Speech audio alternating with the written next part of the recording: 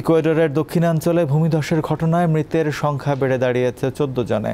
জীবিতদের উদ্ধারে অভিযান অব্যাহত রয়েছে বলে জানিয়েছে কর্তৃপক্ষ।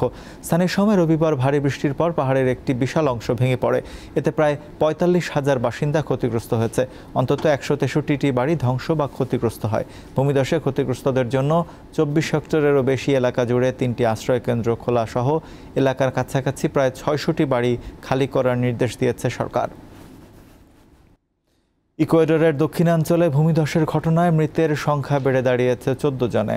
জীবিতদের উদ্ধারে অভিযান অব্যাহত রয়েছে বলে জানিয়েছে কর্তৃপক্ষ। স্থানীয় সময় রবিবার ভারী বৃষ্টির পর পাহাড়ের একটি বিশাল অংশ ভেঙে পড়ে।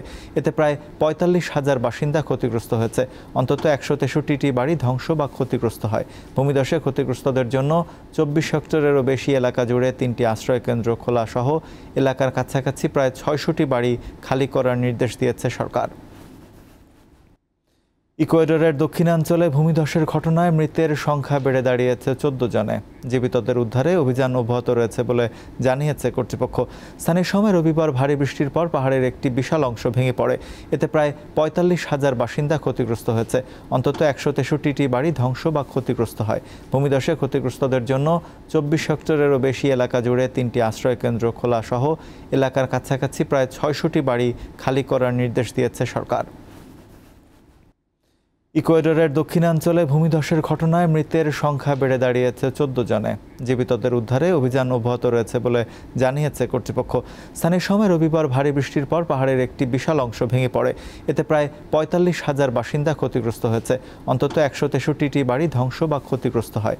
ভূমিধসে ক্ষতিগ্রস্তদের জন্য ২৪ হেক্টরেরও বেশি এলাকা জুড়ে ৩টি আশ্রয়কেন্দ্র খোলা সহ এলাকার কাছাকাছি প্রায় ৬০০টি বাড়ি খালি করার নির্দেশ দিয়েছে সরকার। ইকুয়েডরের দক্ষিণাঞ্চলে ভূমিধসের ঘটনায় মৃতের সংখ্যা বেড়ে দাঁড়িয়েছে ১৪ জনে। জীবিতদের উদ্ধারে অভিযান অব্যাহত রয়েছে বলে জানিয়েছে কর্তৃপক্ষ। স্থানীয় সময় রবিবার ভারী বৃষ্টির পর পাহাড়ের একটি বিশাল অংশ ভেঙে পড়ে। এতে প্রায় ৪৫,০০০ বাসিন্দা ক্ষতিগ্রস্ত হয়েছে।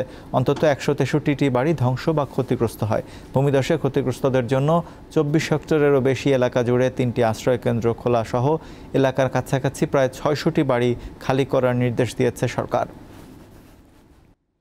ইকুয়েডরের দক্ষিণাঞ্চলে ভূমিধসের ঘটনায় মৃতের সংখ্যা বেড়ে দাঁড়িয়েছে ১৪ জনে। জীবিতদের উদ্ধারে অভিযান অব্যাহত রয়েছে বলে জানিয়েছে কর্তৃপক্ষ। স্থানীয় সময় রবিবার ভারী বৃষ্টির পর পাহাড়ের একটি বিশাল অংশ ভেঙে পড়ে। এতে প্রায় ৪৫,০০০ বাসিন্দা ক্ষতিগ্রস্ত হয়েছে।